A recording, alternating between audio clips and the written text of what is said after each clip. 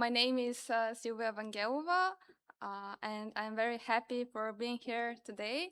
I will present to you my research about graph-based instance traceability for building product reuse. And essentially, this research is continuation of the previous presentation from Clara. And together with Kasimir, Jens, and Pritha, who is also here under the supervision of Catherine de Wolf, we will present to you this project.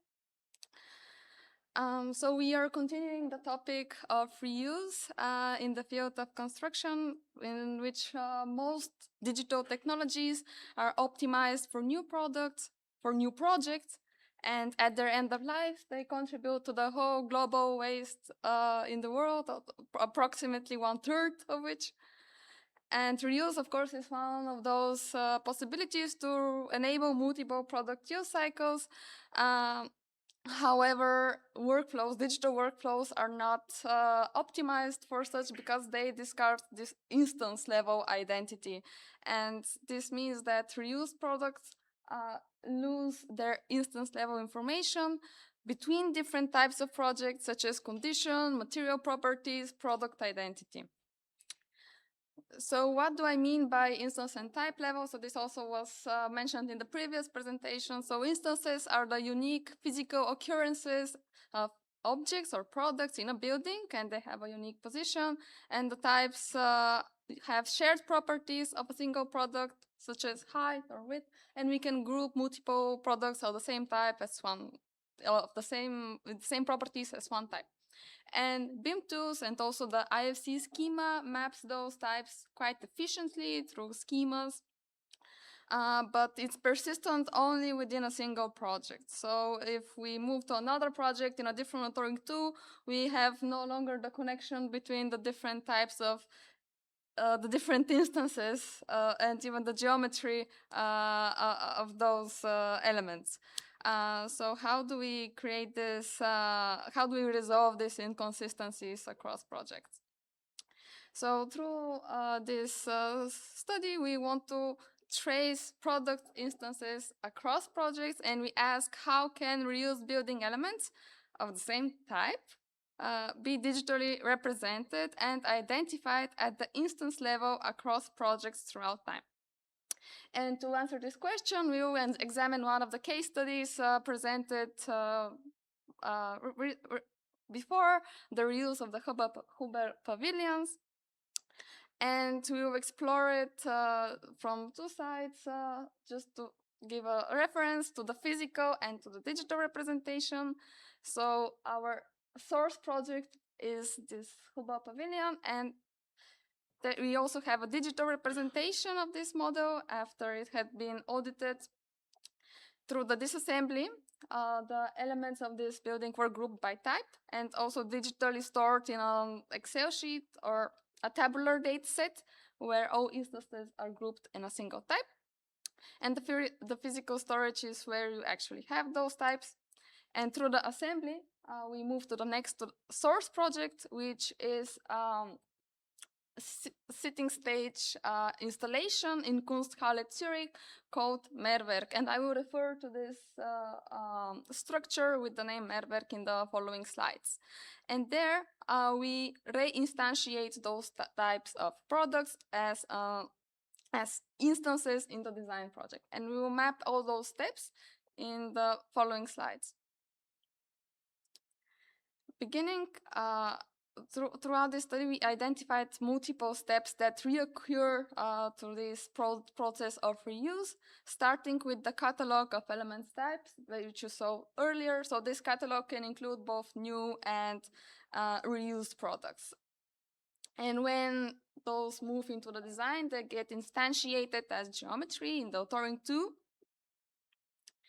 This can mean we will need to create different types of models, process them, and through graph element instances, we can actually store the connections between those products so that we can map instances to types more efficiently.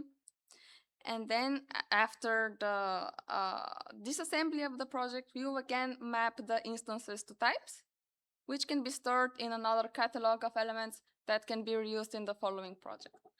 So there are actually two ways to approach this workflow. There is a scenario A, where you start directly with a model from an audited building, or you are creating a new building or a reused building and you already have a catalog of elements which you can instantiate.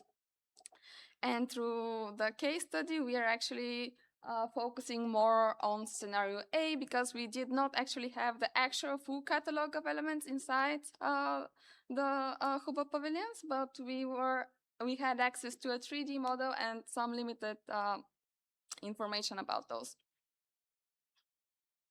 So when we resolve the cycle across those stages, we know that all those have we show that the products have multiple use cycles, and through each product we assign a new GUID for its instance, so unique instance identity. And starting from step 3, we created, for the Hubbard pavilions, we created a 3D model, computed a proximity graph of the elements so that we know which element is connected to which. We then stored the instances of those instance IDs of those elements to their respective type. And then we had another inventory of type level inventory, which was instantiated in the next design project of the Mehrwerk, the pavilion which I mentioned before, for which another graph was computed. So we know the connections of the timber frame from this project, how they have changed from the previous. And then after the Mehrwerk was disassembled, another version of the inventory was created, where we have the new instance identifiers stored for this model. And to visualize how this works, so in the first project we have the instance level ID of the timber truss stored, and we also know the instance level identifiers of the connecting elements. So this would be the first version of our timber frame. And in the next version, we now have different types of connections, but we also want to store the instance level ID. But we have different types of models. So for this, in order to map the instances, the instance level IDs from one project to the next, we developed a prototype interface where we can copy manually and paste the instance level ID from the timber frame, from the one element to the timber frame to the other project. And this way we were able to preserve the instance level continuity with the big limitation that this is entirely manual. So future implementation would require us to have some automation, not to manually input and validate the instance level IDs. What you can see here is that we can actually modify the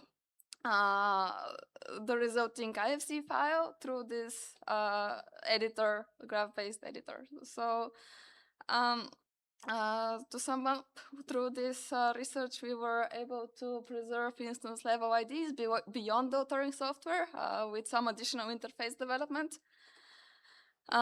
Graphs could help us contribute toward this approach, but more research is needed on how to make this more intuitive and applicable beyond this case study. And of course, this is exactly what I wanted to say, that it is not scalable yet.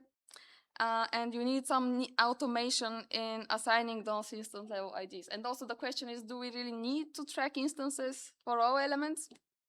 Some are better traced as type instances, such as bricks.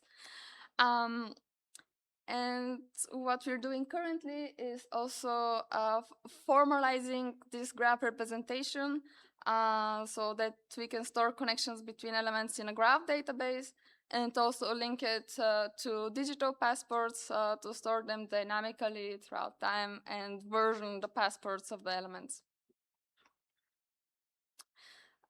With this, I conclude the presentation, and thank you so much for your attention.